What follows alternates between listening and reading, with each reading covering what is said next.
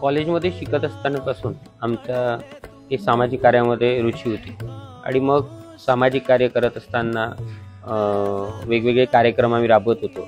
या दरम्यान आम्हाला 2 मुलं मला मिळाली आर्वी नाक्यावर वर्धा येथे परिसरात, आणि ते अशीच काम करत होती इकडे तिकडे। आणि मग विचारलं की का बरं असे काम करता बा, काय अडचण आहे? तर माहिती पडलं की त्यांना आईवडील नाही आहे आणि ते मुलं असेच फिरत असतात। तर साधारण 2 विद्यार्थ्यांसाठी हे काम सुरू केलं होतं आणि अशा 8-10 मुलांना आम्ही मदत करायला लागलो होतो। 2-2.5 वर्ष आम्ही सतत या मुलांना मदत त्यांच्या घरीच करत होतो।